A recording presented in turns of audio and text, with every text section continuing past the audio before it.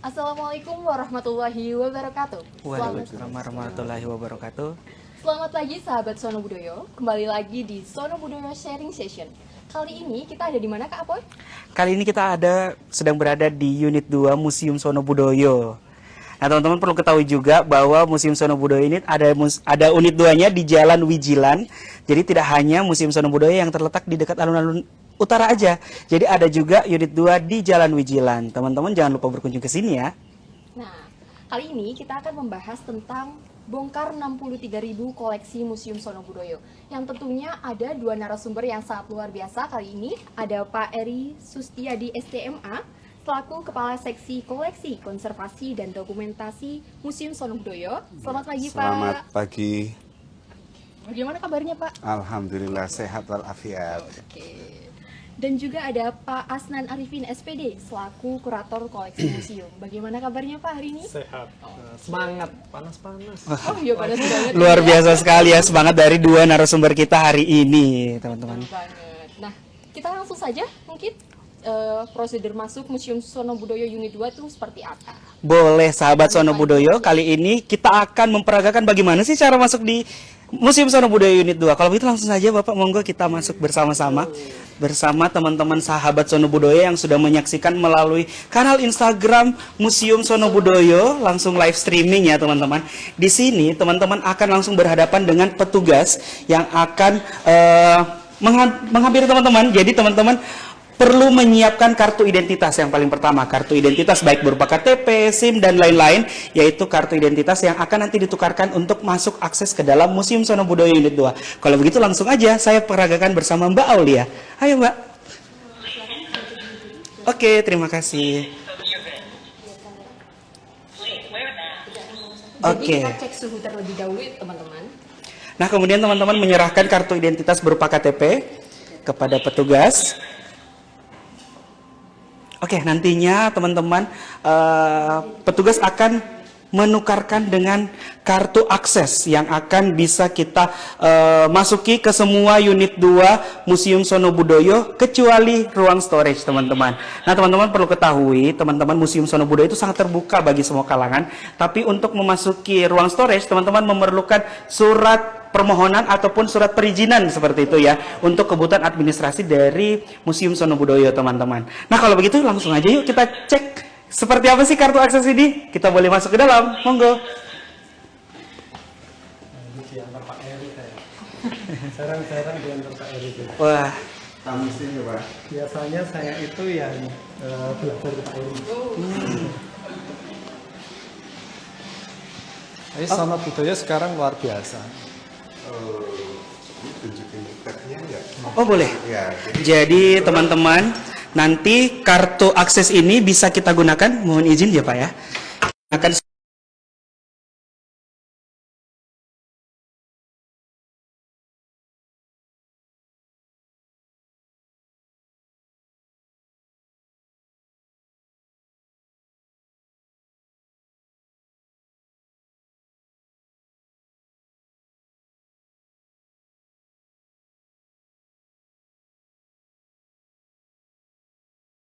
ya, tadi kalau disampaikan Mas siapa tadi? Mas Apoy, Mas Apoy, bahwa pengunjung akan mendapatkan kartu akses itu hanya untuk ruang kantor saja. Ya.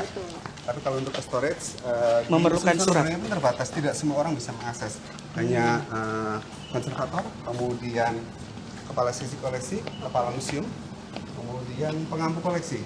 Bahkan kepala seksi bimbingan dan kepala subbag tata usaha tidak diberikan akses untuk masuk ke dalam storage ini. Kenapa seperti itu? Nanti kita ngobrolin di Oke. dalam ya. Nah, kita akan coba yang Oke, tadi. kita coba akses yang untuk tamu ya Pak ya. Ya. Wah, Bunyinya titit. Saya kan kurator museum Pak. Iya. Oke, kita boleh. Kira-kira tetap bisa Dicoba. nggak? Iya. Walaupun saya bukan dari Sono Budoyo. Nah, Nggak bisa juga. kalian cuma satu. Titit. Wah. Bisa. Luar biasa. Ya. Jadi eksklusif ya Pak? Eksklusif. Ya. Pengamanan di Sono Budoyo Sangat itu luar luar biasa. biasa. Silakan. Excellent, excellent. Ya. Gimana Pak, kita hari ini Nah, kita coba-coba dulu ya, nanti baru kita kemudian ngobrol di sini. Oke, boleh, Pak. Nanti setelah itu ditutup. Tadi saya sampaikan bahwa hanya orang-orang tertentu saja yang mendapatkan akses seperti ini. Kenapa? Semua akses ini akan terekam di dalam logger. Artinya siapapun yang masuk, kapan waktu masuk itu akan tercatat semua. Kenapa? Ini berawal dari pengalaman buruk kami di tahun 2010. Pada waktu itu 10 Agustus 2010, kita kehilangan koleksi masterpiece, koleksi emas yang jumlahnya cukup banyak. Ada 83 item. Itu koleksi-koleksi lama ya, yang topeng, kemudian ada bagian-bagian dari cincin dan sebagainya.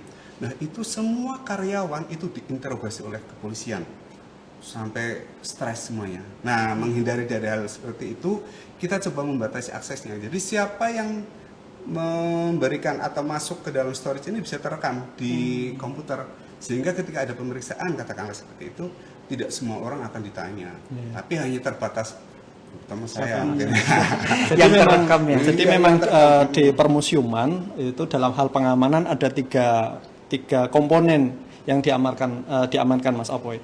Satu tentu saja karena di museum itu koleksinya ya Pak ya. Iya. Koleksinya. Yang kedua adalah bangunannya, gedungnya. Nah, yang ketiga tadi yang disampaikan oleh Pak Eri juga aman bagi manusianya. Jangan sampai karena prosedurnya mungkin yang kurang, akhirnya semua karyawan diinterogasi.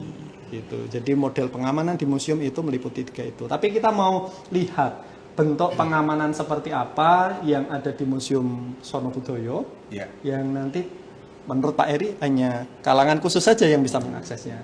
Pak Eri mohon izin untuk ditunjukkan ke kami. Oke. Yang ikut di... Tadi kita ambil contoh beberapa, ini ada beberapa RFID ya, mungkin bisa kita tag yang sebelah sini. Nah, kalau bunyi tit, kemudian lampu nyala, berarti bagian itulah yang terbuka. Ini juga ada nomornya, jadi bagian mana yang akan, ini nomor 48, tag RFID-nya juga 48, berarti yang terbuka 48. Nah, ini jadi pengamanan ganda ya, setelah masuk ke ruangan juga terbatas, masuk ke dalam koleksi pun sangat terbatas. Jangan bisa coba yang mana Mas? Oke, Iya. saya izin mau nyoba buka yang ini ya Pak ya? Ya, silakan. Saya coba berapa buka pun ini. boleh. Wow, ini koleksinya luar biasa. Mungkin kalau di Instagram nggak begitu jelas, tetapi saya di sini melihat koleksi ini yang ada di sini itu pasti langka, tidak ada di luar sana. Maka pengamanannya kemudian juga berlapis ya Pak ya. Iya, betul. Mulai dari akses masuknya, kemudian rak berapa, laci berapa yang terbuka itu sudah ditentukan. Ini bagaimana Pak Eri? Pengelolaannya untuk storage, pengamanan storage yang Museum Sonobudoyo ini Pak Eri? Ya, yang pertama ini sudah terintegrasi dengan sistem informasi database koleksi yang ada di Museum Sonobudoyo. Jadi tadi judulnya apa? 60 berapa? 63.000 koleksi. 63.000 koleksi itu ada di dalam sistem informasi database semua. Itu ada di mana? Itu keterangannya juga ada. Dan sistem informasi database ini bisa diakses oleh pengunjung yang datang ke Sonobudoyo Unit 2. Jadi sebagai tamu. Jadi tidak bisa melakukan edit atau menghapus, hanya bisa sebagai reader aja, membaca saja ada di mana itu bisa tahu seperti itu. Nah,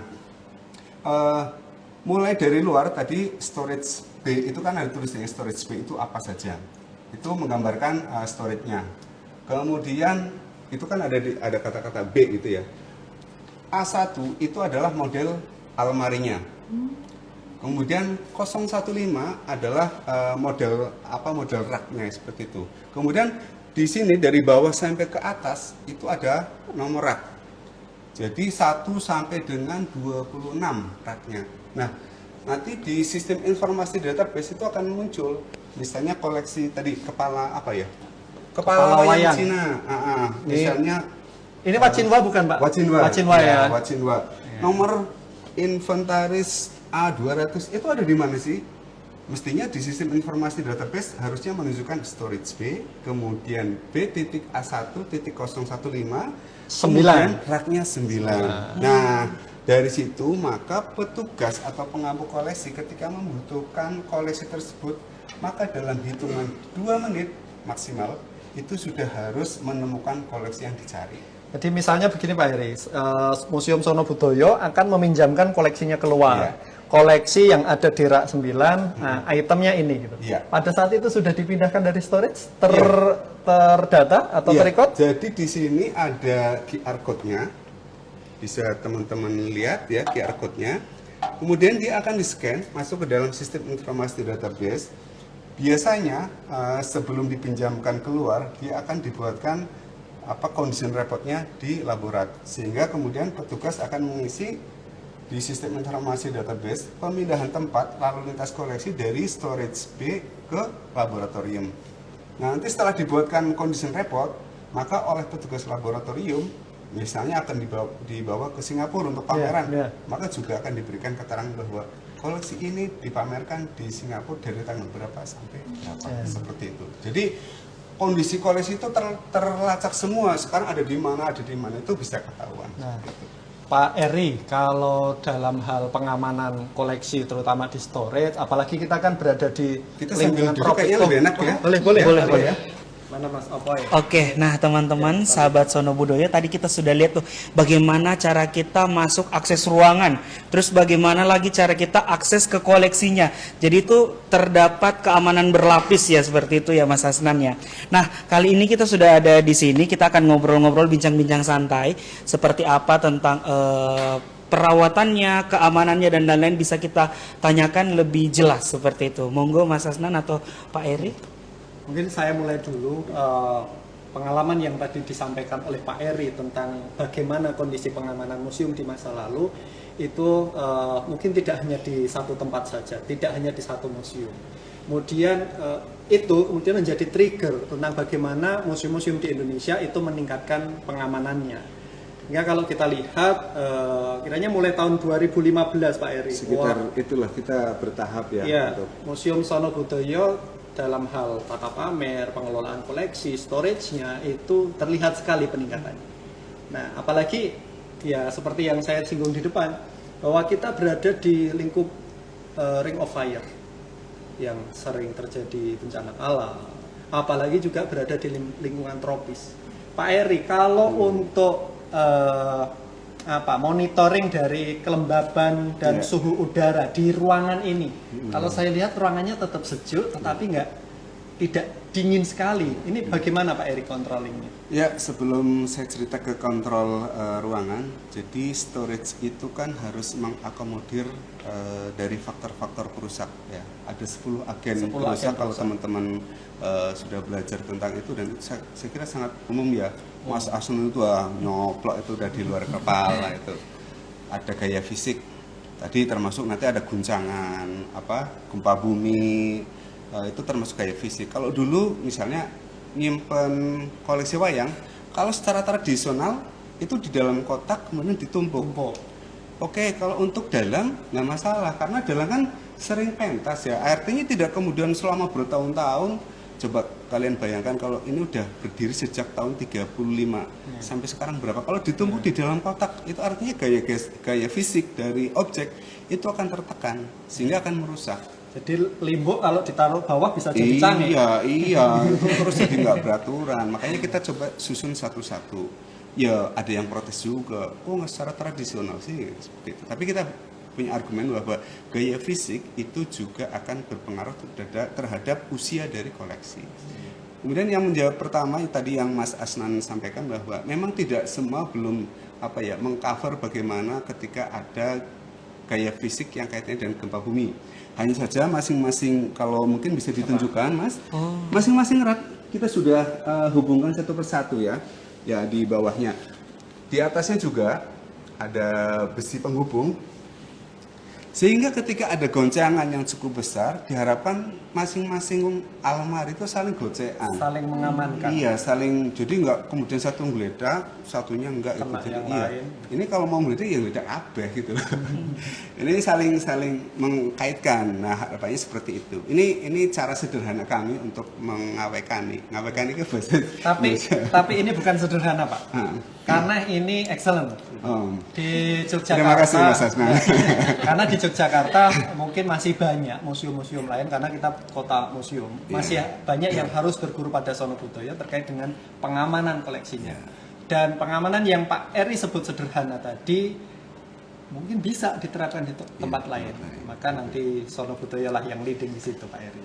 Itu satu gaya fisik ya, baru Ya. satu. Yang kedua faktor apa Mas Hasnan? Mau dari mana dulu? Faktor yang biotik dulu Pak, yang Biotik. sekitar biotik Pak. Ya, Yang pes. organik ya. Ya, pes ya, serangga, hama. Hama dengan kondisi seperti ini, mungkin teman-teman bisa melihat kebersihan ya. Kan mudah untuk membersihkan. Kemudian seandainya wayang, kemudian kain itu kan organik ya, dia akan bisa dimakan oleh serangga. Akan tetapi serangga mau masuk bagaimana? Kalau rayap misalnya lewat besi kan nggak mungkin. Kemudian lewat kaca juga tidak mungkin. Sehingga ini juga sudah memberikan blok terhadap hadirnya serangga yang ingin datang. Jadi dari sisi serangga seperti itu. Dan ini juga secara reguler setiap minggu ya, seminggu sekali mesti itu teman-teman konservator dan juga cleaning itu membersihkan. Ya seperti itu.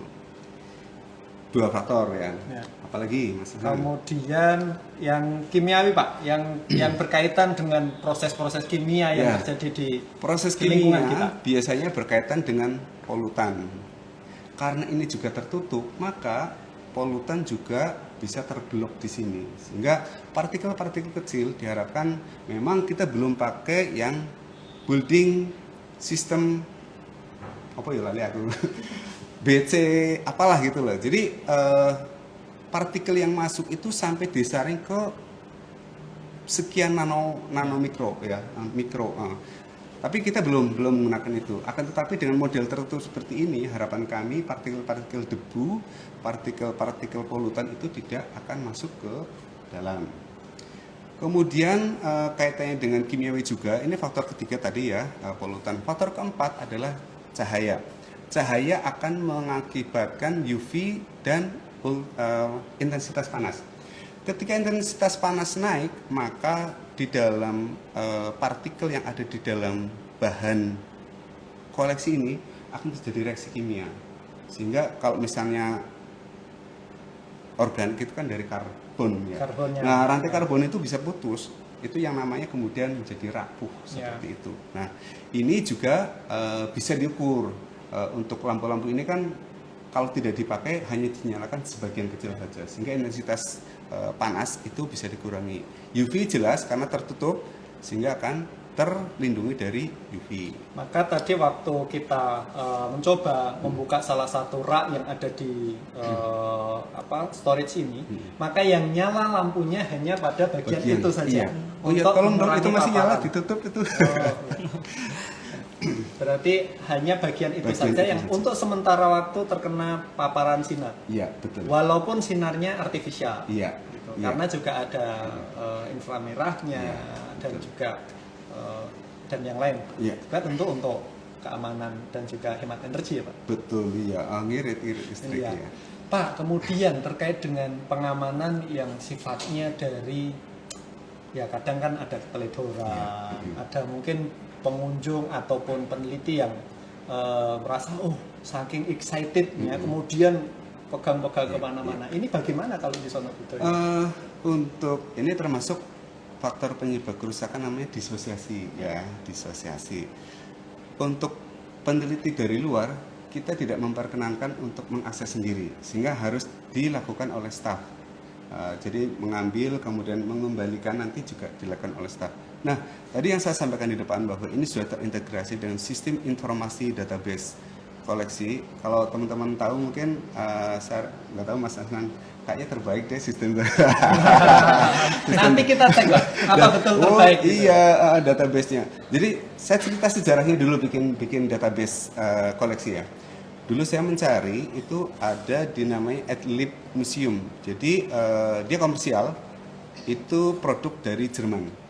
Harganya waktu itu 300.000 euro lah kalau dirupiahkan. 300.000 euro. Oke banget lah gitu lah, oke banget gitu loh. Padahal waktu itu untuk pengadaan langsung itu hanya mungkin 50 juta apa ya. kan ya ora banding toh. Ya. Kemudian saya coba kontak-kontak dengan atlet, boleh dong saya minta trialnya gitu loh.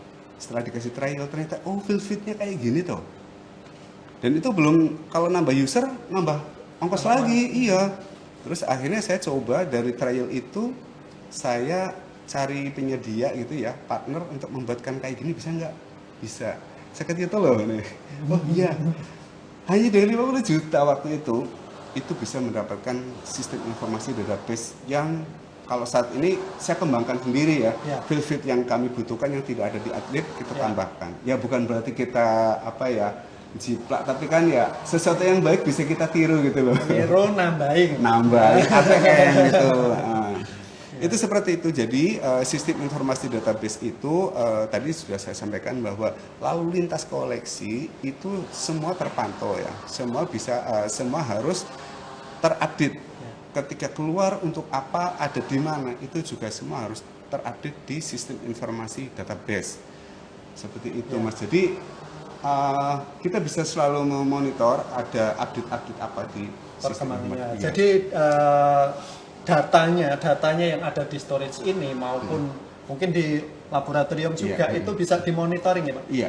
Pak Eri sebagai pengelola koleksi di Museum Sono Budoyo ini, cara untuk monitoring data kondisi lingkungan yang ada di ruangan ini maupun terhadap koleksi itu Iya. dengan tadi yang sudah Iya, Bapak iya, bocorkan iya. tadi itu seperti Iya. apa Pak? Mudahnya supaya Iya. kami bisa menangkapnya Pak. Jadi kami berkembang ya. Ini faktor yang keberapa tadi? Saya lupa. 5 Pak. Ini yang kelima. 5 dan 6 ya. Jadi ada kelembaban yang tidak tepat dan juga temperatur yang tidak tepat. Kan ada batasan kelembaban, misalnya 35 sampai 60%. Untuk temperaturnya 24 sampai dengan 28 derajat Celcius seperti itu. Nah, dulu kami mulai dari thermohygrograph yang pakai kayak gempa itu loh, sik kayak gitu, grafik itu kita sudah mencoba itu kan Pernah nggak Pak dicatat sendiri per hari begitu? oh pernah. Jadi itu ketika cari kertas grafiknya udah nggak ada, kita mandek, kemudian pakai analog yang pakai jarum gitu ya, temperaturnya berapa, pakai termometer, catat gitu. Kemudian agak modern lagi yang termohygrometer digital. Nah, itu sudah muncul angkanya, tapi tetap kita harus keliling, kemudian kita catat setiap hari gitu. Dulu awalnya saya itu tugasnya kayak gitu aja, muter terus. Jam 12 muter lagi, nanti mau pulang jam 3 muter lagi. Itu kan repot ya, bikin menghabiskan waktu. Kemudian kita berkembang ke data logger. Data logger masih yang kotak itu, produk dari Amerika. Itu untuk beli baterainya aja susah karena baterainya produk dari Israel. Itu harus pesan ke teman-teman. Data logger lebih mudah. Tinggal di setting, kemudian kita letakkan di mana, setelah 1 bulan kita download. Enak gitu, wah tinggal downloadin gitu. Kadang-kadang kelupaan 1 bulan lebih, 1,5 bulan ya belum di download, tapi masih bisa lah, aman gitu datanya. Nah kemudian sekarang sudah coba yang lebih bagus lagi, tidak mengganggu aktivitas teman-teman untuk pekerjaan yang lain. Kita menggunakan IoT system, Internet of Things ya. Jadi nanti ada device di situ yang menunjukkan secara fisik kelembabannya berapa, temperaturnya berapa, tapi juga bisa diakses di HP masing-masing pengampu. Saya akan tunjukin nih. Dan itu real on time? Iya, atau- jadi jam berapapun kita bisa lihat. Luar biasa. Bentar. Ini langsung terhubung ke aplikasi begitu Pak? Iya, kita buka tinggal teman-teman bisa buka, kemudian bisa lihat ada di mana sih seperti itu. Nah.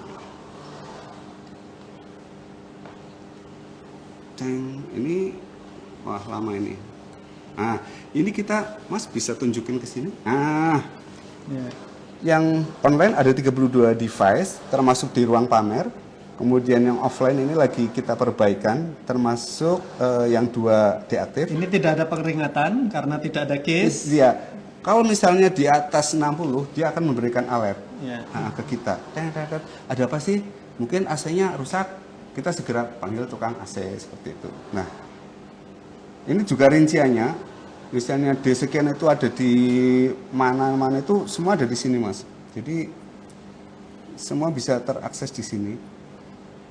Kemudian hasilnya nanti bisa berupa Excel ataupun grafik. Ini saya tunjukin di listnya. Laporan ya. Iya, Laporan. laporan.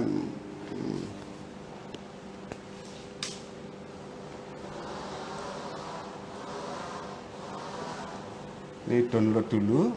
Ya. Jadi downloadnya sampai data terakhir masuk itu bisa diakses di sini. Iya, langsung disimpan nanti. Jadi teman-teman udah dalam setahun kita punya data. Seperti apa sih kondisi kita kalau misalnya ada yang rusak? Kadang-kadang teman-teman kan, ini karena kelembaban, padahal tidak punya data tentang itu gitu loh. Ini mohon maaf agak lelet ini harusnya. Karena mungkin kita di dalam ruangan. Pak. Iya, tertutup. tapi sebenarnya semua sudah ada wifi-nya. Oh, HP saya yang sudah jadul. Tapi nanti kalau sudah saya tunjukin. Iya. Itu ada device-nya ada di sana. Kemudian itu yang apa ya, semi micro. Karena yang di luar juga ada, yang di luar bangunan. Jadi makro climate-nya seperti apa. Kemudian mikro. Dan di dalam showcase, di dalam laci itu ada perwakilannya. Jadi micro climate. Ternyata beda juga gitu loh. Yang di dalam itu lebih stabil lagi. Dibandingkan yang ada di ruangan. Iya, iya. Dan tentu seperti saja yang ada di ruangan ini lebih stabil daripada yang di luar. Ya, seperti itu. klaim makronya yang ada di luar. Gitu. Pak Eri, kalau kalau terkait dengan pengamanan koleksi, ini kan sebenarnya meliputi 3 hal. Iya. Yang pertama tentu saja prosedurnya, yang kedua personilnya, dan yang ketiga adalah tekniknya. Ini 3 hal yang tidak bisa salah satunya ketinggalan. Nah, terkait dengan personilnya yang ada di Museum Sono Budoyo dalam hal pengamanan ini, Pak Eri. Ini seperti apa, Pak Eri? Apakah semuanya juga ada peningkatan kapasitas tim pengamanan sehingga paham bagaimana harus melakukan tindakan dan yang lain? Ya, kita sudah memiliki SOP termasuk nanti baik itu staf tata usaha, bimbingan, koleksi maupun dengan teman-teman dari security. Teman-teman dari security itu sudah kita share tentang bagaimana kalau ada hal-hal yang di luar keinginan kita, apa yang harus dia lakukan. Itu sudah kita sosialisasikan ke mereka.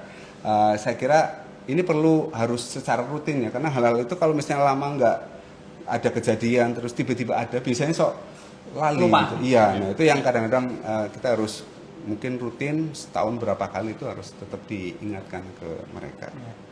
Nah, jadi memang untuk pengamanan museum itu tidak hanya meliputi prosedurnya yang sudah siap saja, tetapi juga tekniknya memang sudah disiapkan, kemudian personilnya tidak bisa salah satunya dipinggirkan atau dinafikan. Semuanya ketiga hal itu harus mumpuni, harus dilatih, harus dibiasakan dan juga dicoba seperti itu.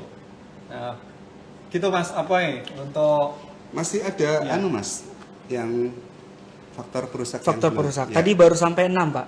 Lebih. Oh, udah lebih. Kalau Bapak beca ya, berarti sudah 8 ya. Berarti ada 2 lagi. Api dan air. Nah, kalau teman-teman di sini lihat ada smoke detector, kemudian ada heat detector. Kita tidak menggunakan sprinkle karena kita memiliki koleksi di sini.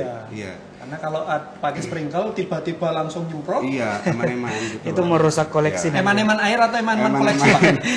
Eman-eman koleksi. Nah, ini koleksi. teman-teman juga bisa lihat di sini merah-merah. Mas bisa dilihat kan? Itu ketika ada temperatur lebih dari 50 derajat Celcius, dia akan meledak dan akan memadamkan kalau ada kebakaran akan memadamkan di sekitar ruangan ini. Ini gas atau air, Pak? Ini bukan gas, bukan air. Kalau boleh tahu apa itu, Mas ya? Bukan sihir. Jadi nanti bentuknya kayak foam yang bisa menyebar seperti itu. Nah, dan untuk fire alarm ini kita sudah menggunakan addressable, artinya di MCFA, di panel MCFA ketika ada kebakaran, misalnya kejadian di storage C sisi selatan, maka dia akan menunjukkan C selatan ada kejadian. Jadi petugas security nggak harus kabeh Dikelilingi. dikelilingi di ora ketok wah jebul di sebelah selatan misalnya. Tapi langsung muncul di situ. Oh, C bagian selatan sehingga si petugas itu langsung datang ke sana apa yang terjadi. Ya, jadi MCFA itu letaknya ada di ruang kontrol. Ya, Di sanalah tadi, pusat kendali dari pengamanan storage-nya Museum Sono Budoyo. Sehingga pada saat ada case, ada kejadian, resource-nya, sumber daya manusia yang ada di Sono Budoyo itu bisa langsung berupaya untuk mengendalikan bencana itu atau kerusakan itu. Seperti itu. Nah, Ya, ini Mas. sudah muncul Mas Oh. Anand, tanggal Sekarang tanggal ini tanggal piro? Itu malah Tanggal 31. karena banyak, Pak. Iya. 11. Tapi yang jelas muncul kemudian ada grafiknya juga ya. Grafiknya Iya. lebih stabil. Mungkin ketika yang ada penurunan seperti ini mungkin ada case tertentu misalnya pas AC lagi diperbaiki atau seperti apa. Jadi relatif lebih stabil baik temperatur maupun kelembaban. Mungkin bisa ditunjukkan tadi Pak untuk ininya kelembabannya. Nah, Ini kelembabannya yang biru. ya. Yang biru Ini ada di angka 59. 59 Iya. dan itu stabil. Iya. Dan itu stabil. Sementara temperaturnya ada di sekitar 23. Iya, Iya. seperti itu, Mas. Tapi yang kemudian penting bagi keamanan koleksi adalah kelembaban dan juga suhunya itu stabil. Jadi grafiknya amplitudenya tidak sangat Iya, kasar seperti fluktuasinya, itu. Itulah yang kemudian aman bagi kelestarian dari koleksi yang ada di museum. Seperti itu. Baik di ruang pamer maupun Maupun di ruang storage, storage. kalau bisa seperti itu semua. Iya, iya betul. Nah, Oke.